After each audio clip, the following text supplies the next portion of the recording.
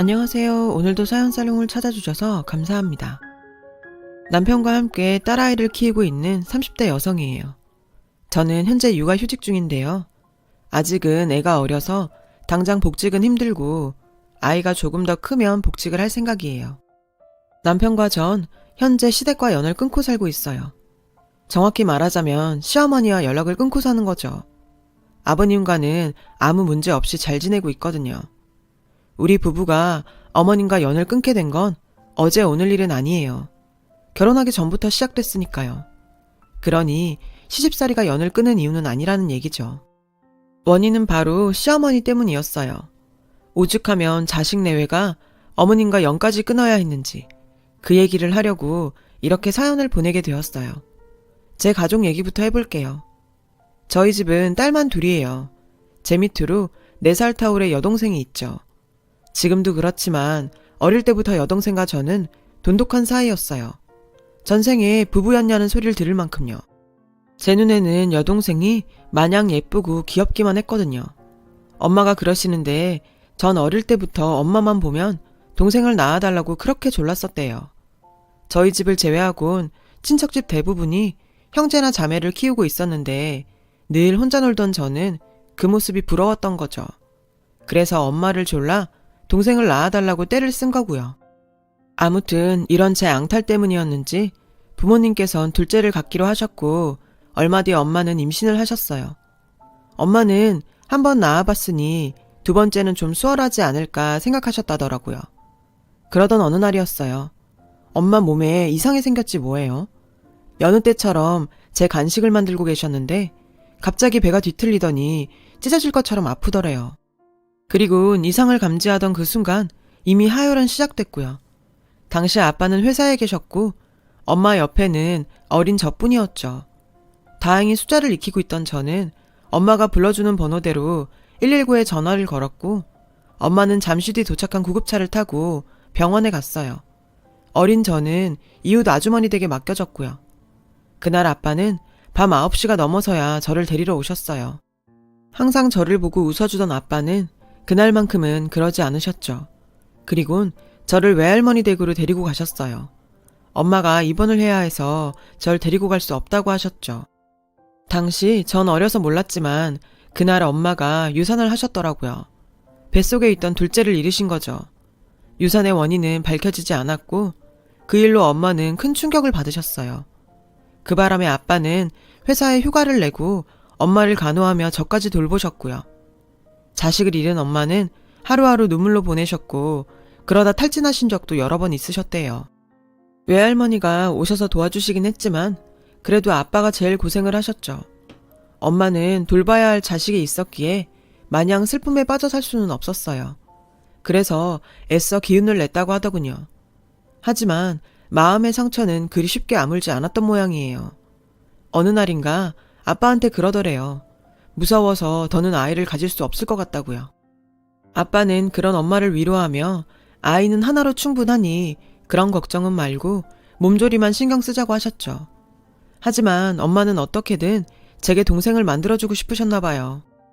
여보, 우리 입양을 하면 어떨까? 얼마 뒤 엄마는 아빠한테 입양 얘기를 꺼내셨죠. 지금도 그렇지만 당시엔 입양에 대한 인식이 안 좋았거든요. 온갖 편견과 주위에 곱지 않은 시선 등 고민할 거리가 많았죠. 솔직히 엄마도 처음에는 확신이 서지 않으셨대요. 그저 저에게 동생을 안겨줄 한 방편으로 생각했을 뿐이었죠. 하지만 직접 입양기관에 찾아가서 상담도 받아보시고 아기들이 있는 보육원들도 돌아보시면서 조금씩 입양에 대한 확신이 드셨다나 봐요. 천사 같은 아이들이 마음에 닿은 거죠. 하지만 현실은 그리 녹록치 않았고 그래서 오랜 시간 고민을 하셨대요. 그리고 드디어 결정을 하셨죠.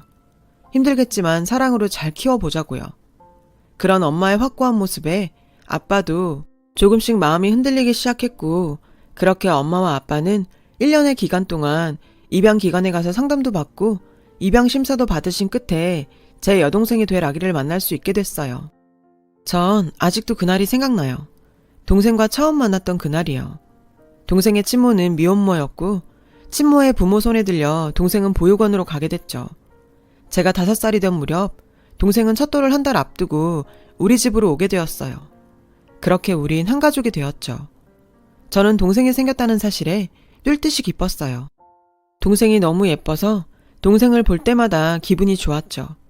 뽀얗고 말캉말캉한 얼굴에 몽실몽실한 엉덩이까지 인형보다 훨씬 예쁘고 귀여웠거든요. 외가와 친가에서는 처음엔 주위 시선도 신경 쓰이고 남의 애를 키운다는 게 탐탁지 않으셨던지 걱정을 많이 하셨지만 막상 제 동생을 보시곤 그런 걱정이 싹 사라지셨대요. 제 동생의 웃음이 차갑던 어른들의 마음까지 단숨에 녹여버린 거죠. 그 후론 너무 잘 데려왔다며 예쁘게 잘 키우라고 하셨대요. 덕분에 엄마 아빠도 한시름 놓을 수 있었죠. 저희 부모님은 제 여동생을 정말 친딸 이상으로 사랑을 주면서 돌보셨고 저도 마찬가지였어요. 비록 때때로 여동생을 질투하기도 하고 가끔 심술을 부리기도 했지만 그래도 단 한 번도 동생을 낳아달라고 한 걸 후회한 적은 없었어요. 데려온 동생이라고 차별하거나 창피해하지도 않았고요. 오히려 엄마가 배 아파 낳은 동생과 똑같다고 생각했죠. 물론 주위에서 말이 없었던 건 아니에요. 언젠간 엄마가 제가 다니던 유치원에 동생을 데리고 오신 적이 있는데 친구 엄마들이 구석에 모여서 이런 말을 하는 걸 들었거든요. 어떻게 태생도 모르는 애를 데려다 키워? 혹시 밖에서 낳아온 자식 아냐? 그 말에 엄마가 불같이 화를 냈어요. 어쩜 애 키우는 사람들이 그런 소리를 해? 태생? 당신들 태생은 얼마나 잘나서? 엄마가 그렇게 화를 내시는 건 처음 봐서 전 아직도 그날이 생각나요. 엄마와 아빠는 사람들의 안 좋은 시선에 늘 당당하셨고 저와 동생한테 차별 없이 똑같이 사랑해 주셨어요. 그 사랑을 먹고 자란 동생과 저는 걱정 없이 무럭무럭 자랄 수 있었죠. 매 순간 사랑만 받았던 건 아니고 잘못하면 혼도 나고 회초리도 맞고 그랬죠.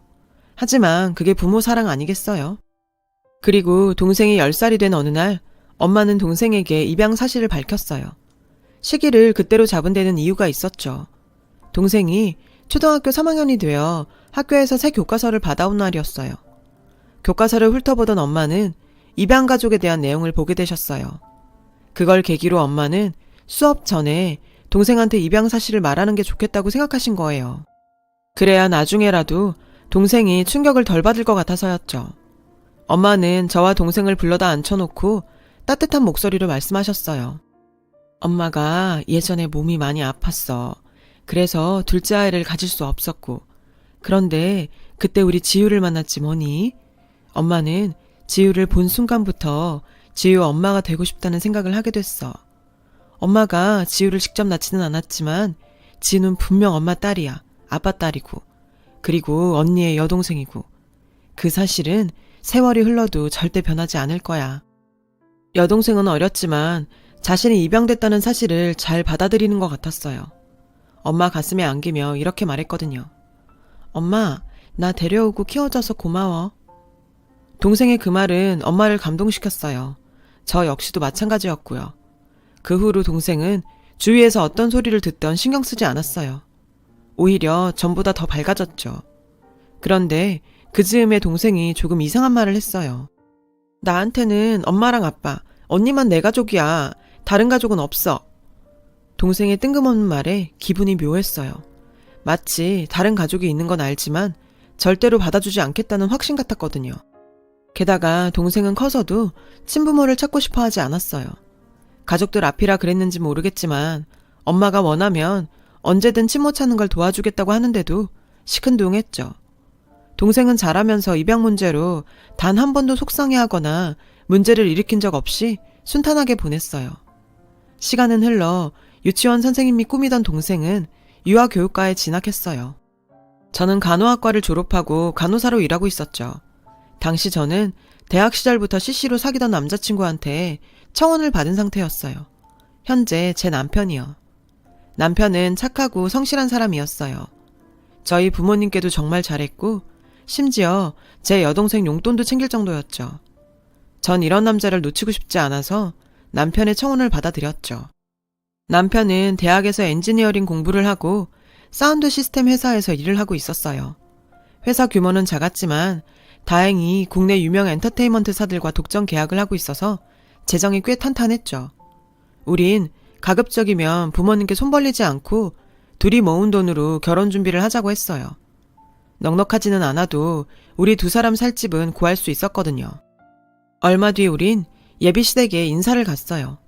그때까지만 해도 아버님과 어머님 모두 좋은 분들이라고 생각했죠. 절 반갑게 맞아주시기도 했고 아직 서로에 대해 잘 모를 때이기도 했으니까요.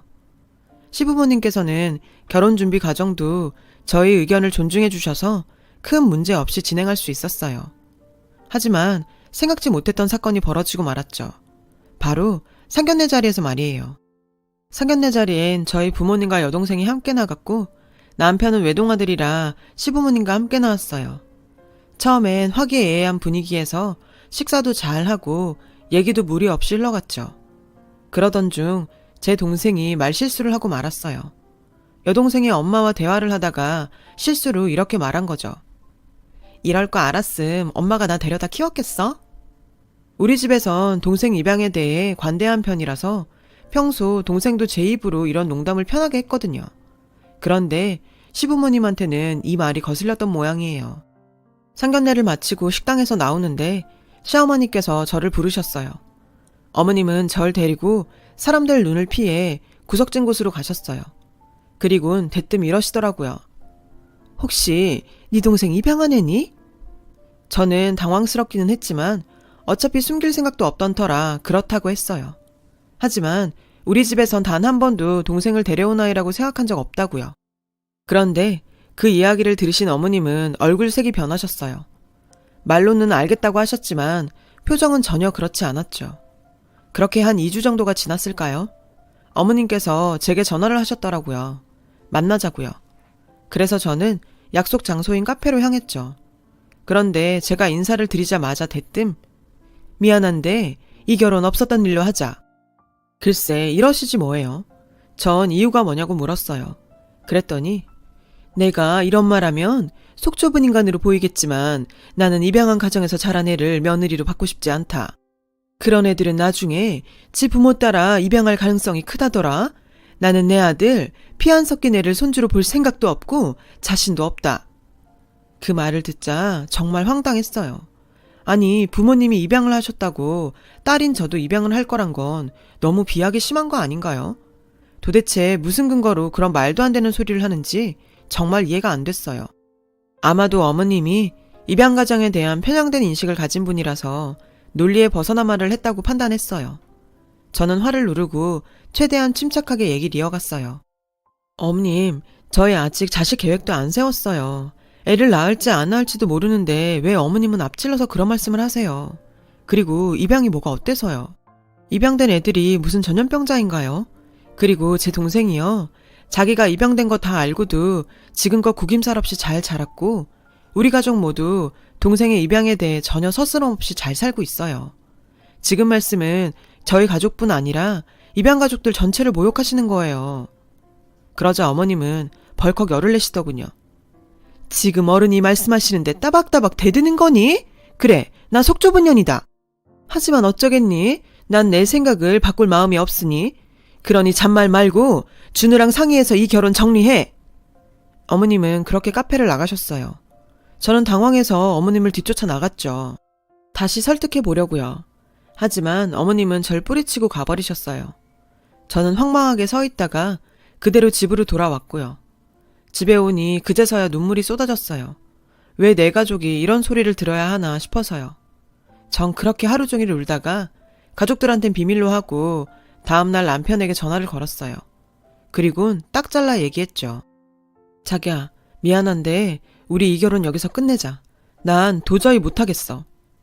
놀란 남편은 제게 이유를 물었어요. 전 어머님과 있었던 일을 전했어요. 그리곤 당당하게 말했어요.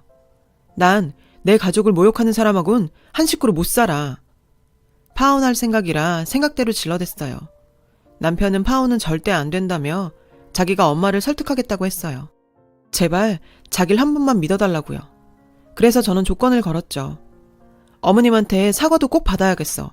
어머님은 나뿐만 아니라 내 가족 모두를 모욕하신 거니까. 남편은 알겠다며 일이 정리되면 다시 전화하겠다고 했어요. 그런데 자기가 얘기해보겠다던 남편은 이후로 연락을 하지 않았어요. 몇 주가 지났는데도 말이죠. 저는 제가 먼저 전화를 하는 건 꼭 제가 안 달라서 그러는 것처럼 보일까봐 연락 않고 남편 전화를 기다렸어요. 그렇게 시간은 흘러갔고 결혼 준비는 모두 중단된 채 저는 일에만 열중했어요. 그렇게 한 달이 지난 어느 날 남편이 전화를 했더라고요. 늦은 밤이었죠. 남편은 잠시 만날 수 있냐고 하더군요.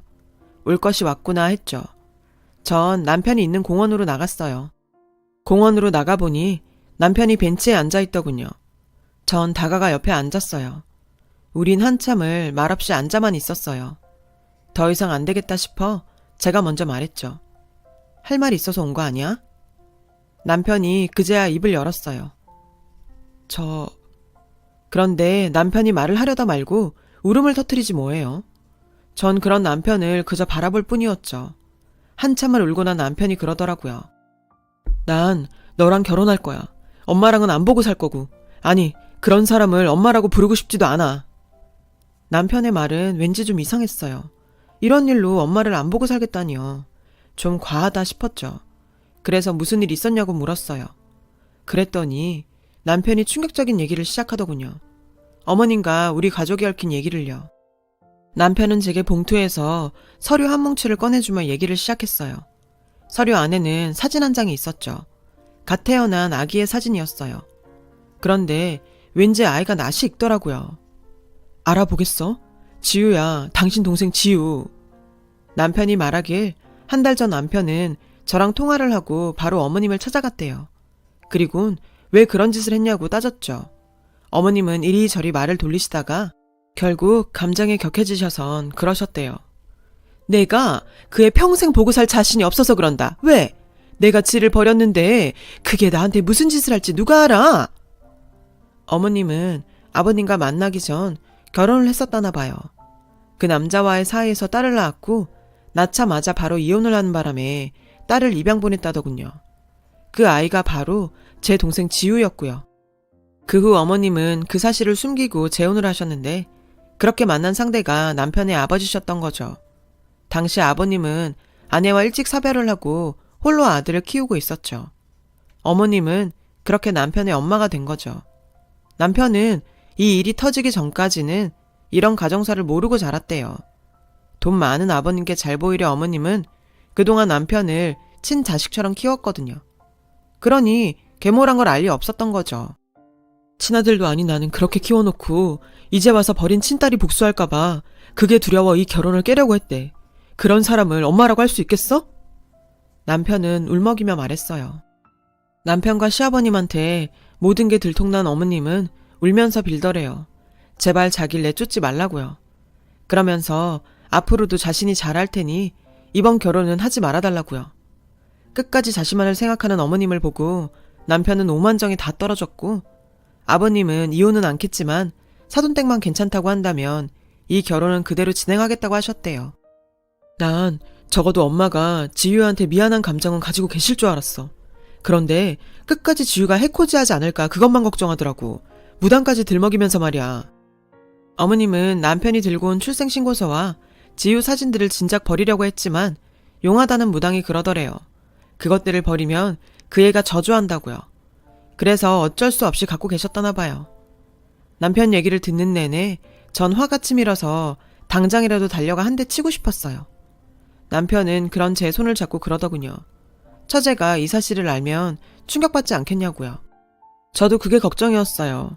어떻게 결혼을 한다 쳐도 언젠가 이 일이 지유 귀에 들어가지 않겠어요? 그래서 전 매도 먼저 맞는 게 낫겠다 싶어 가족들 앞에서 이 얘기를 해주었어요. 모든 이야기를 들은 부모님은 충격에 빠졌죠. 그런데 가장 걱정했던 동생만큼은 오히려 담담했어요. 내가 그랬잖아. 난 그 사람 찾을 생각 없었다고. 우리 엄마 여기 있는데 왜?